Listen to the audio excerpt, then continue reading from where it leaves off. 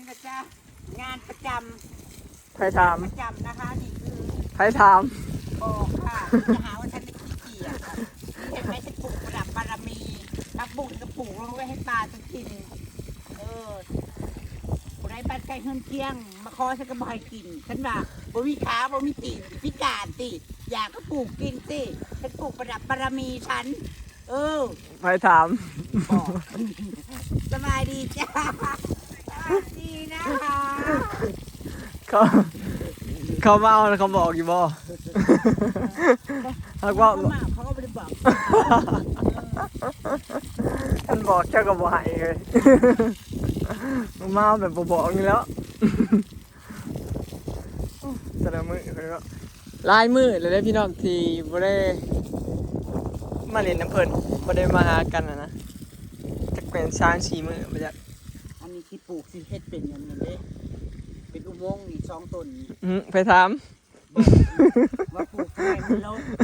ฉันปลูกเพื่อความสวยงามค่ะรอให้มันขึ้นก่อนค่อยมาพูดนะคะว่ามันลกหรือว่าไม่ลกว่ามันดูดีไม่ดูดีมึงดูหามันหลกอยู่ใช้หันหนาวดูทอนมือเศร้านี่ปอกมึงหาแหนบกูว่าสิป้อยไผอยู่ไผมาเล่นแถวหน้ากระจกกูนี่กูหาแหนบจนเมื่อยพอใหญ่ลงพอใหญ่ห้านี่กัดกูอยู่มือเศร้านี่หนวดเจ้างอกขึ้นมา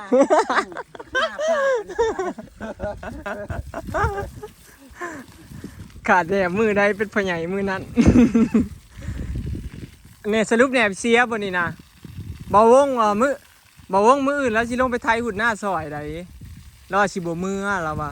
แล้วค่อยสิบ่มือแล้วจะมือหน้าเราว่าอุตสาซอยเจ้า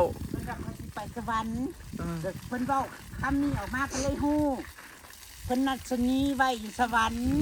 เพิ่นว่าคอยคบผู้สาวนั้นบ่ได้คบแค่คนเดียวคนที่ไปเฮียนนั่นเพิ่นว่าเพิ่นมีหลายคนเพิ่นว่าเอาก็ดีแต่ว่าไปคบผู้เดียว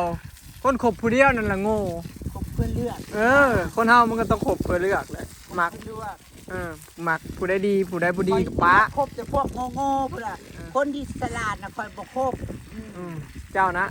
มันหลอกยากเพราะฉะนั้นคบแต่พวกโง่เลือกคบ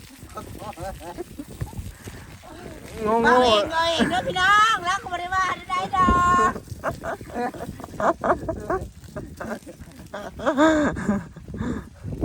สรุปเราบ่ได้มื้ออื่นพี่น้องเพราะว่ามันสิลงไปไทยหุ่นหน้าน่ะบ่วงเพื่อสิอยู่ซอยถ้าเบิ่งบ่วงไทยหุ่นหน้าเด้อแต่ว่าไทยหุ่นหน้าดินแกนบ่มีฝนบ่มีน้ำสิพาไทยไทยบ่หลายดอก4-5ไร่ดอกไห้ต้นมีขี้หมูซื่อถ้ามันไทยได้ก็สิไทยหลายกว่านั้นอยู่ลองไทยเบิ่งก่อน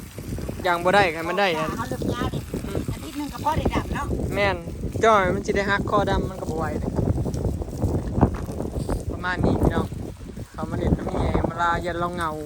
ช่วงนี้นะก็เป็นสีเงาๆเศร้าๆโศกๆงัวเพิ่นก็เกือบตายปะพระเจ้ามีแต่ไฟให้พ่อเอาแปมมาฉีดยาหายไข้ในพี่น้องเศร้าแล้วไปเกี่ยวหญ้าปูหน้านั่งดอกไม้หน้าเพื่อนสาวมา3 ศพงัวน่ะ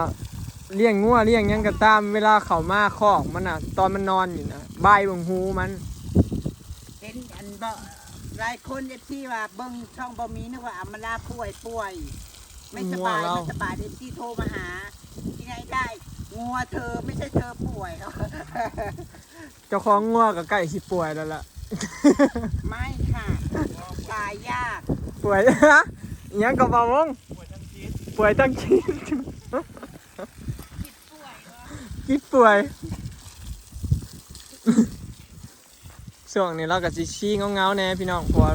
เรามีโรคประจำตัวอยู่เนาะวันนี้จะมีสายยาใหม่แล้วนะโรคซับจางยังมีสายยาใหม่แล้วสายยายังอีกเลยอีกาดำถ้าไม่เหมาะที่จะเป็นหงทองเป็นกาดำไผสร้างขีดวะเนาะขอบคุณนะคะสลัดขนาดเนาะได้จังว่าได้ว่ากาดำ เจ้าเอาสมองส่วนใดมา ขาวฉันบอก เออ เรียกชมเขาบอกได้อีดำตาดำคือแล้ว คันเราว่ากล้าค้านี่เราโง่ขนาดใดเนาะใครเขาเล่าเพื่อพิษขนาดอันนี้เราว่ากระดำเราว่าถึงแล้วเราสลัดแล้วยังโอเคอยู่ขนาดน่ะ กระดาษคือพ่นอยู่หน่อยนึงน้อยเดียวนะ หน่อย เวลาให้ด เมื่อไรนี่ก็ให้เราสลัดเน่ ำเช็ดมันนี่เช็ดอันนี้พี่น้องพากันเห็ดนี่ อ๋อเสียดอุโมงค์นี่บอสรุปตัวเบาว่า เห็ดมาเห็ดกับแม่มันค่ำแล้วมันมืดเว้นหุ่งโอ้ยมันไรก็เอาเก้าอี้น่ะคือมาซ่อนกันขึ้น พ่อแล้วสันนี้แล้วนี่หมกบวมหมกบวมพ่อแล้ว นี่มันกำลังขึ้นแทงโยดขึ้นลายอยู่ ใช่เมทัลซับถิ่มอยู่นั่นเลยสามบุขึ้นซ้ำแล้วมันชวนเพิ่นแต่ละมืออยู่นี่แล้วพี่น้องเพิ่นนี้ไปใส่บรอดดอกไปใส่กับขี้หอดชวนเพิ่นมาโอ้ยบักเครือเงาแล้วก็เหี่ยวเฮาเงาตายแล้วเนี่ยเลี้ยงเฮ้ออยู่เนี่ยเครือเงาแล้วก็สิเสร็จแล้วพี่น้องผักบุ้งแล้วก็ตัดลงให้ปลาเราเด้ปลามันกินพืชเนาะปลูกก็บ่ได้ว่าปลูกกินอย่างเดียวเด้ได้ประโยชน์ให้ปลาพร้อมบ่เปลืองหัวอาหารพร้อมเนาะผักบุ้งมีประโยชน์หลายเครือเงาแล้วก็สิเบิดนั่นแหละยังหน่อยมาเครือเงาเบิดนี่เบาวงเจ้าอย่ามาเสียคอยเราบ่มีแนวแก้คัดเราข่มคืนเจ้าอยู่ บวงมาจากมือแล้ววะ ปลูกหมักแตงเด็ด 2-3 มื้อนี่เนาะตั้งแต่บุญบัตรไอโยคอยบ่ได้ฮู้เลยว่าจะมามือบุญบัตรไอโย บางทีบ่มาคันฝนตกนี่บ่มาอีหลี ปีหน้าพุ่นฝนที่ตกบ้านเฮานั้น จะรัดมาทางบ้านใหม่ไปเลย แม่นทั้งหมดเลย ดูเว้นพ่อแรกนะคุณโบกนะ พอแรง อันนี้เราจะมาคนละตัว ตั้งแต่จะมาพี่เนี่ยฝนตกจักเทื่ออยู่ ตกเด้ส่วงค่อยมาวันที่23 เมื่อกี้เลือดแปลงบ่ แม่น อืม เลือดแปลงนั่นล่ะ นั่นแหละแสดงว่าเราก็บ่แม่นพอแรง ย่าเรามาพัดทำกันนี่ก็เป็น บ่เอาไว้เจ้าแก้คัดรถยังบ่ทันได้มีผัวมีเพียน่ะ เอาเที่ยวเอามาอื้อมันอะไรไปเก็บมาอื้อเลย เจ้าได้ผัวเฮาจังสิคอเมื่อพัด แม่นบ่บ่ง แถวบ้ามง มื้ออื่นจะเจอรถก็สิพาจะไทยหุ่นนา มือโพง เอ้ย กินก็หูแล้วมือโพงบ่ต้องคมนี่คันคมบ่คมก็บ่เข้า เชื่อว่าแขวพานหักผมจะลูกบีแตกไปทะเลบานโมจะ อย่าแต่ไทยเด้อฮักเด้อ แม่ไทยดูนะผมเป็นไทยเขาดอกไทยเสา อ๋อไทยขอน้องเมย์บ่ ไทยเป็นโลด บ่แก่กับมันเด้บ่แก่กับมันคือกันอืม เด้มันก็ขึ้นอยู่พี่น้องแต่ว่าพ้นบ่ตกมันกายเนาะมันไปตกอยู่บ้านอื่น เขตบ้านเฮานี่มันบ่ตกเนาะ อยู่บ้านอื่น เนี่ย บริญญาผู้ซ้ำ เริ่มเลยเด้ คุมไว้ โอ้ต้นไม้เจ้าคือตายมันแหมาละ รีบก่อนพี่น้อง ต้นไม้มีใหญ่เอามาลาคือตายวะมันเถาแล้วบ่มันเป็นน้ำบริโภคน้ำบ่มีใหญ่เอามาละเถาแล้วโอ้ยเถาคือผู้เจ้ามันเนาะไว้นี่ก็แป๊บเดียวนึง คือเถาไว้แท้เนาะปลูกต้นอันนี้เนาะปลูกได้เพื่อสิได้พี่น้องแล้วปลูกเพื่อสิใหญ่มันธรรมดาเด้อเถาไว้ มาแตกก็ได้แตกแหน่ บอกวงตั้งแต่เจ้ามาจะได้กินปลาเมียมาล่าจักโตล่ะบ่เคยเราแต่กระบาบเราเนาะ ได้กินผักกินหญ้าในสวนนี่กับบุญพ่อตายเลย ผู้บ่าวดี อ๋อ ผู้บ่าวเพิ่น เออแล้วเป็นเสี่ยวกับแบบนี้แล้ว ซื้อกุ้งซื้อหมึกซื้อเนี่ยแซ่บๆซื้อซีน เออ มันทำมาลวกแต่พักตำแก้ว แกงปลา3-4 มื้อก็มากิน เอาคือ เอาความจริง เอาความจริงบ่เล่นนี่กัน เอาความจริงเอาตีหมอหานี่ อย่างเพิ่นทานกับต้มมาม่าต้มมี่ เออ โอ้ย ล้างมือข้าวเช้าก็บ่ได้กินว่าสิ ต้องหากินเองเส้นลวดนี่บ่ จุเพิ่นสิพากันเฮ็ดอันนี้พี่น้องนี่นะปลามีแหมลามันออกลูกพี่น้องเดี๋ยวค่อยสิให้เบิ่งปลาอีหยังก็ปลานิลเรามันได้ลูกได้ๆนะได้พี่น้องปลานิลหรือปลาซิวเขาเห็นปลานิลเราออกลูกเลยได้ที่ได้มาจากพระเจ้าสร้างนี่ปลาซิวพี่น้องมันออกลูกเลยได้ของเพิ่นปลาเล่าน่ะดอกบัวแล้วน่ะมันขึ้นละมันค่อยตายพี่น้องของเรามันบ่ได้มีผายางเลยอยู่ขึ้นเป็นดินนะน้ำเรามันสิใสของบ่ออยู่พี่น้องพอไข่น้ำมันจับแต่ในขางทางลมขึ้นมันบ่ได้มีเนาะอยู่2คนก็โอ้ยทำอยู่เป็น10หยังโอ้ยอาหารเม็ดว้าวเอิ้นเอาหยัง เอิ้นเอาอาหารเม็ดคิดว่าไปกะหลายเลยได้คอยเอาไว้ให้ซุ่มมันบรรดาอันผู้อนะเจ้าซะกินอาหารเม็ดนะบรรดาผู้เว้าเสียเจ้าซะใช่ไหมกาลำ 4-5วันให้อมราพูดอันกาดำมันดูไม่ดีว่าซั่น ใครบอก FC เนี่ยตั้งอันไหนขอ FC ตั้งให้เรา เป็นอยู่2หอยเด้บอกอมราด้วยใหญ่เขาพูดกาดำมันไม่เหมาะสมดูไม่ดีเลย ให้เอื้อนแล้วนะจ๊ะ พงทอง หงทอง พุงทองโอ้ยมังกรใช่จ้ะ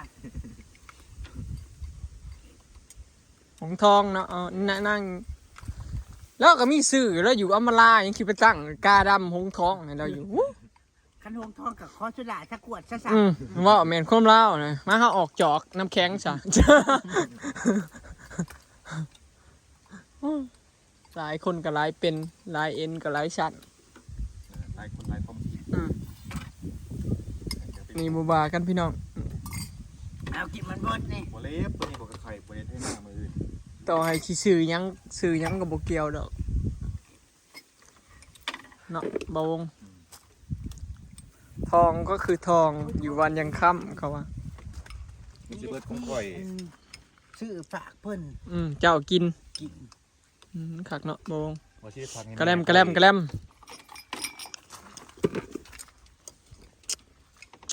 ดำหนัก ยิงแขวขนาด มีขนาดมัน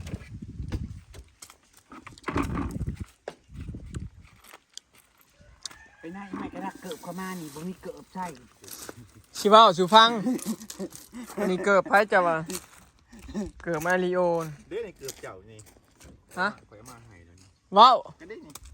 แมนลีติบ้า บ่แม่นนะ ว้าวลีจะเอามาให้ข่อยบ่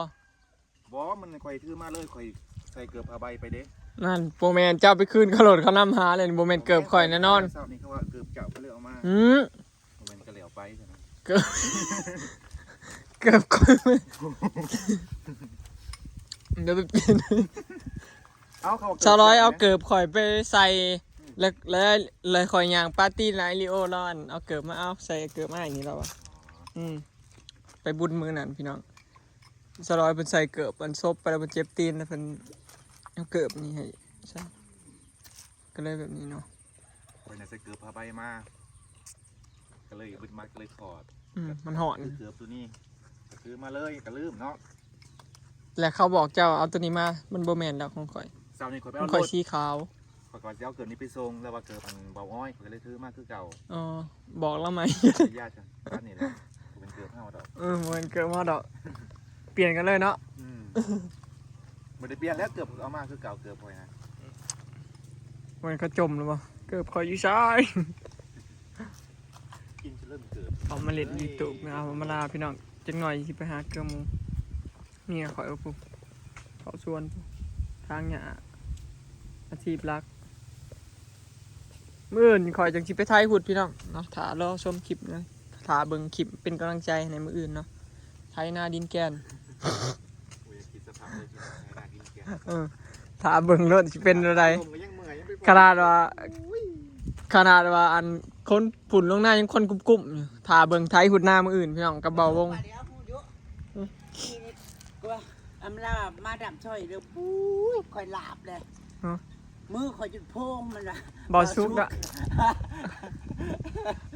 บ่เคยดำนาดินแก่นเราอะ หน้าเขาเป็นหน้าลง เออ